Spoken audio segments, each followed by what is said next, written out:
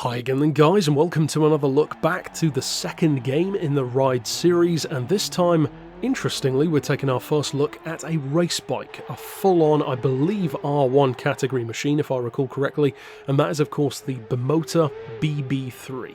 2015 shape, Team UK, a full-on superbike. A lot of the specs are masked in mystery, you're not told what they are. However, you can make some assumptions, and some things of course we do know about the bike. As I've mentioned before on the channel, what Bimota likes to do, which is somewhat unique amongst manufacturers, is to use predominantly engines from other brands in their own bikes, and then they name the bikes accordingly. So Bimota has some vehicles known as the SB, and then whatever series number, so that will be a Suzuki engine. If they have a DB, for instance a DB5 or a DB7, then that's a Ducati motor, and so on. They have KB, HB, a number of different ones, and they've basically used engines from all of the best manufacturers in the world, which I think is a genius way of approaching performance. Even in the car world, you will sometimes see a similar thing happen. Pagani, for instance, using Mercedes-AMG engines. Now, in the case of this one, the B in the name is for Beamer. BMW, and it's actually one hell of a BMW engine. It's the S1000RR 1-litre motor, so a huge spec of course. Even in street form they're up around 200 horsepower, so of course this is going to be way higher than that. Very torquey as well. We're not told anything as far as specifics for the weight and the power and the torque, but it's very quick, and of course being a race bike you have far more control over what you can tune without necessarily needing to upgrade anything. So in the case of the BB3, if you do for instance choose to extend the gears, well, you're going to get a phenomenal top speed. It's around 200 miles an hour, as you can see in this video from the helmet cam view in particular. That's easily fast enough to keep up with the best of them in the R1 class, and even though yes, 160,000 credits is very hefty, it really is hefty for that category even. Of course they're all six-figure bikes, but they range quite a bit, and of course R2 has a completely different kind of price range as well, but even in R1 this is one of the more expensive ones. So you have to of course ask the question, is it just a pretty face? Because on the street you can somewhat justify a bike that's just good looking.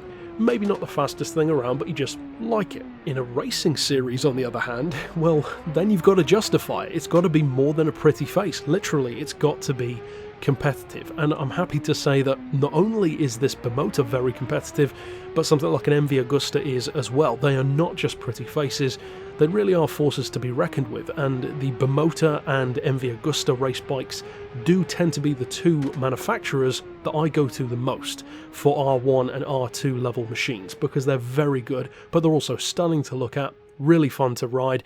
Now, I do own a number of race bikes in the lineup of Ride 2, so there's a decent pool to compare it to, and being objective, rather than just, of course, letting my love for Bimota cloud the situation, it's fantastic to use. It's not just pretty to look at. I actually happen to think that the BB3 is one of the less pretty Bimotas, to be honest. It's one of my not quite so favourite models that they do, but what it can do is deliver incredible performance, and that's not surprising considering the Beamer engine that it has, which itself, if I recall correctly, was the fastest production bike I believe in the world. So this being fast is really no surprise at all. In terms of the handling, one of the things I like about this Bimota is in road form and in race form, it's surprisingly narrow. And even though from a design point of view I'm not as much of a fan of that, purely visually speaking, from a racing point of view it's a potentially very good advantage to have, because when your bike is narrower, simply put, it's going to be more nimble. You can lean over further into corners. It's not like a Hayabusa or a Honda Blackbird where you've got all of this weight hanging off both sides, and at the same time you can weave through the opponents and the traffic, if you will, much more easily. And when you couple that with the huge torque and the huge power of that engine, it's a pretty good combination to have. Now, the only potential issue I would say about this Bimota is it might be a little bit less responsive through corners than something like, for instance, a Yamaha or maybe a Suzuki, possibly even a Kawasaki. The Japanese bikes tend to be a little bit more rabid in their cornering.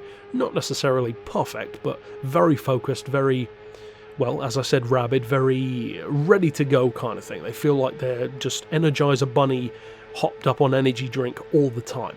These bikes, they're more on the smooth side of things. They're not quite as frenetic. They tend to be a little bit more restrained, which is great on the street, but on the track it could be a disadvantage. Personally, I don't find that with this one. The proportions, as I said, are very good. It's got more than enough power on the straights, so I'm glad to say you really do never lose time or pace against the opposition. It's a very, very good bike. Now, as to whether or not you want to use this one a lot, of course it still comes down to you. Chances are you'll support the team that you like the most, or the bike that you like the most, because with the street bike categories, you can make a strong argument for a certain bike over another one. There'll tend to be one that's really good in a certain class. In this kind of category though, like R1, it just doesn't really work like that. The bikes are by definition supposed to be very competitive across the board. The Formula 1 of bikes, if you will.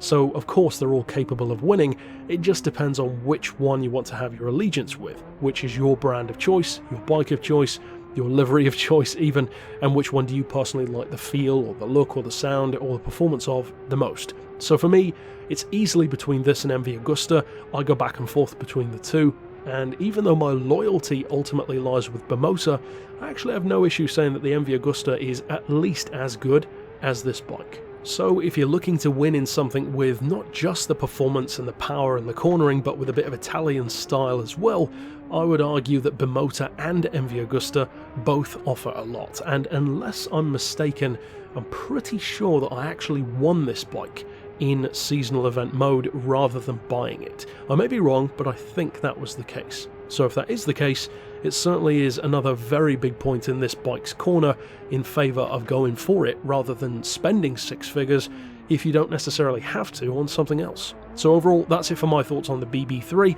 If you recall using this bike, or maybe you're still playing the game, I'd love to hear your thoughts down below. And ultimately, that's it for this review. So of course, I'll see you guys next time, and for now, as always, thanks for watching.